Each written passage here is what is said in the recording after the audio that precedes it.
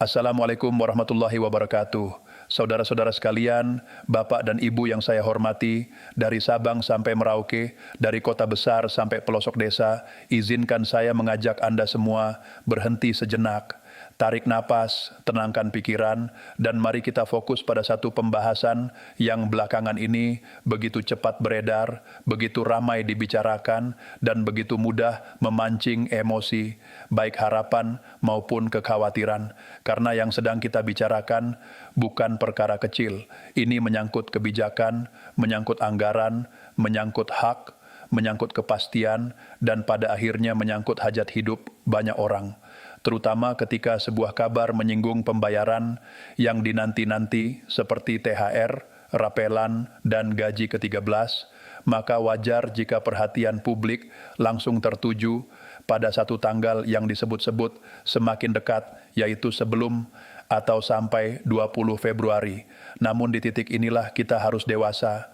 Kita perlu membedakan mana yang sudah pasti, mana yang masih proses, dan mana yang baru, sebatas narasi yang terdengar meyakinkan, tetapi belum ada pegangan resminya. Saya ingin bertanya dengan jujur kepada Anda semua, ketika ada informasi yang diklaim berkaitan dengan keputusan pemerintah dan berdampak pada jutaan masyarakat, apakah kita cukup puas hanya mendengar sepintas lalu, kemudian percaya begitu saja karena judulnya terasa resmi?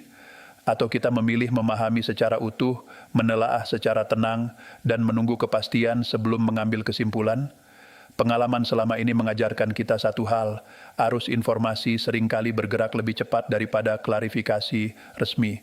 Pesan berantai bisa menyebar dalam hitungan menit, potongan video bisa beredar tanpa konteks, narasi bisa dikemas sangat rapi, seolah-olah final.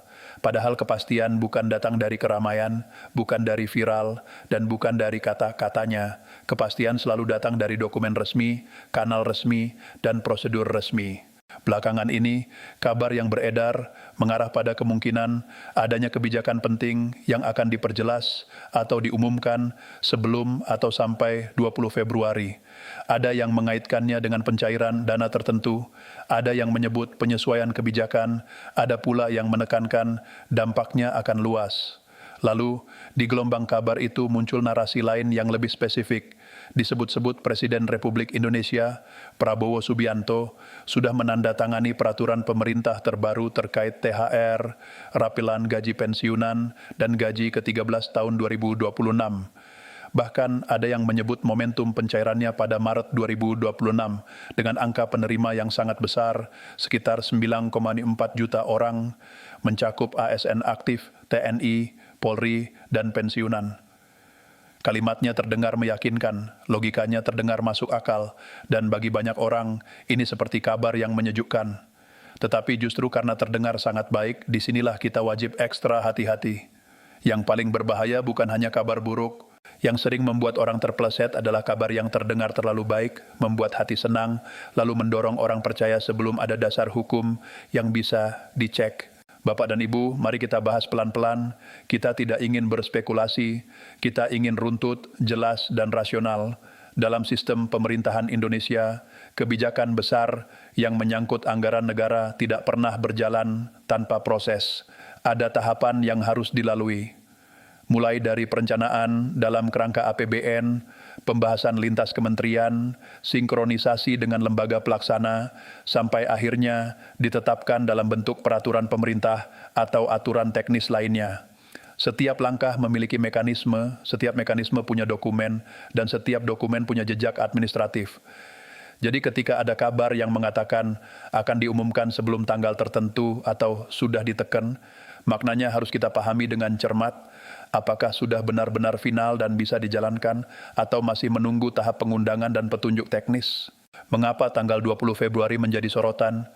Karena dalam banyak periode, pemerintah mulai mematangkan kebijakan fiskal untuk semester pertama tahun berjalan di rentang waktu seperti itu.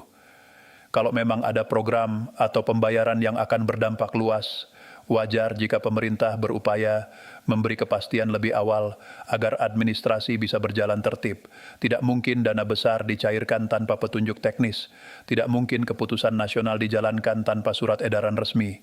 Dan tidak mungkin lembaga pelaksana menyalurkan dana dalam skala besar tanpa dasar regulasi yang dapat dipertanggungjawabkan. Inilah mengapa kita perlu bersikap rasional.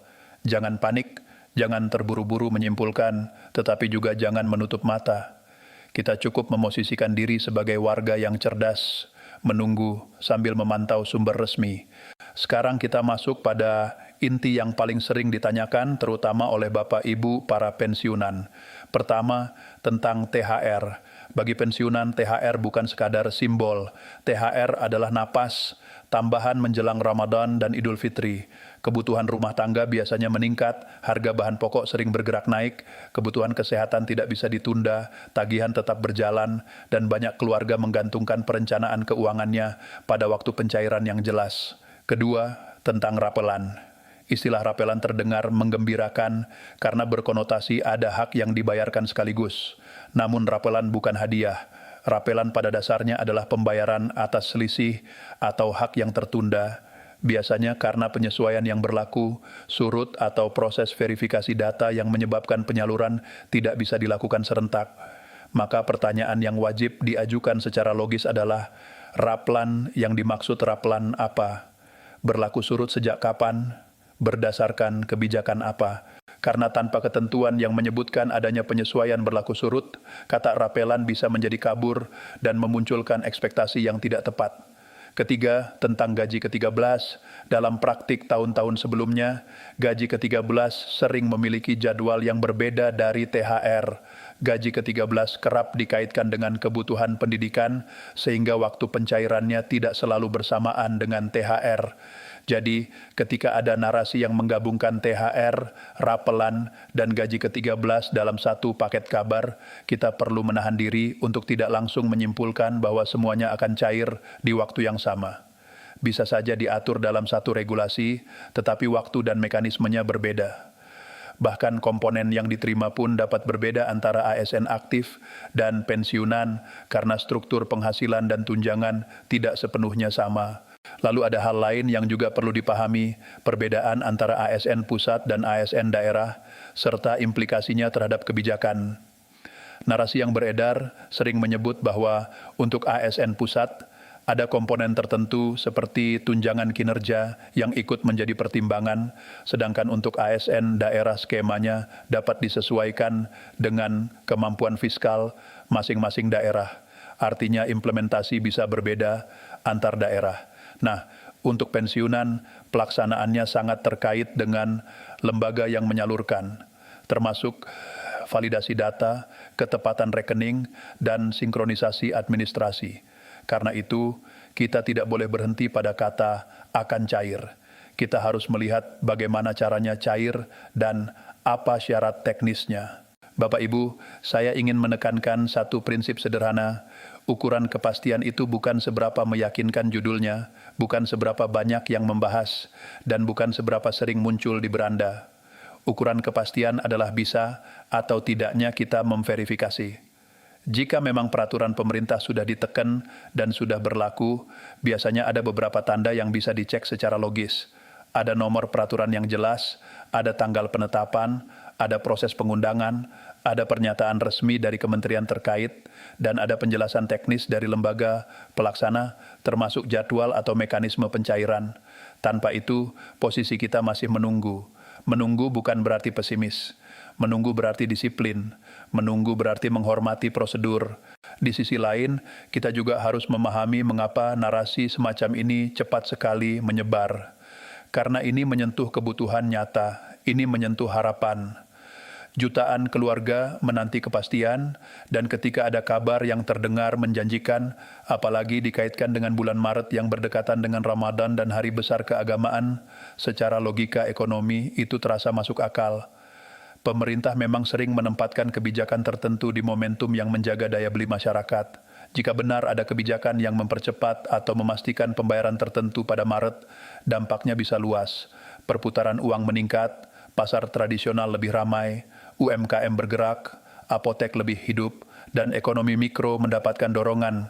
Namun, sekali lagi, semua stimulus konsumsi itu bersumber dari anggaran negara, dan anggaran negara tidak bergerak berdasarkan viral, ia bergerak berdasarkan regulasi. Karena itulah sikap yang paling aman bukan menolak mentah-mentah dan bukan pula percaya mentah-mentah. Sikap yang paling aman adalah seimbang, pegang harapan secukupnya dan pegang verifikasi sekuat-kuatnya. Jangan membangun ekspektasi terlalu tinggi sebelum ada kepastian hukum. Sebab jika harapan sudah terlanjur dipasang tinggi, sementara regulasi ternyata belum final, kekecewaan bisa lebih menyakitkan. Dan bagi para pensiunan, stabilitas emosional dan stabilitas perencanaan keuangan itu sangat penting. Ruang salah langkah lebih sempit dibanding saat masih aktif bekerja. Sekarang, apa yang bisa kita lakukan secara praktis sambil menunggu? Pertama, pantau informasi dari kanal resmi. Jangan bergantung pada potongan video, jangan bergantung pada pesan berantai. Kedua, biasakan verifikasi. Jika sebuah kabar menyebut peraturan pemerintah, maka seharusnya ada identitas peraturan itu, nomor, tanggal, dan konteks. Ketiga, siapkan administrasi pribadi. Banyak keterlambatan terjadi bukan karena dana tidak ada, tetapi karena rekening pasif, data tidak sinkron, atau verifikasi belum selesai.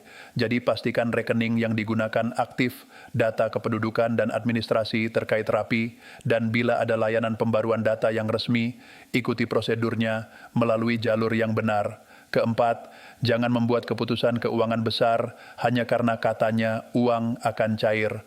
Jangan berutang dengan asumsi pencairan sudah pasti pada tanggal tertentu. Tunggu sampai dana benar-benar masuk rekening. Ini bukan soal tidak percaya, ini soal menjaga diri. Bapak Ibu, ada satu hal lagi yang juga wajib kita waspadai, potensi penyalahgunaan situasi. Setiap kali ada kabar tentang pencairan dana atau pembayaran hak masyarakat, selalu ada oknum yang mencoba mengambil keuntungan. Ada yang menyebar tautan formulir palsu, ada yang meminta biaya administrasi, ada yang mengaku bisa membantu mempercepat pencairan, bahkan ada yang meminta data sensitif. Ingat baik-baik, hak dari negara tidak pernah dipungut biaya. Prosedur resmi tidak meminta Anda mentransfer uang untuk memproses hak. Jika ada yang meminta transfer, meminta kode OTP, meminta akses rekening, atau mengarahkan ke jalur tidak jelas, itu patut dicurigai. Jangan sampai karena menanti kabar baik, kita justru membuka celah untuk kerugian. Lalu bagaimana jika sampai tanggal 20 Februari belum ada pengumuman final? Apakah itu berarti kabar sebelumnya sepenuhnya salah? Tidak selalu. Bisa jadi prosesnya memang membutuhkan waktu lebih panjang.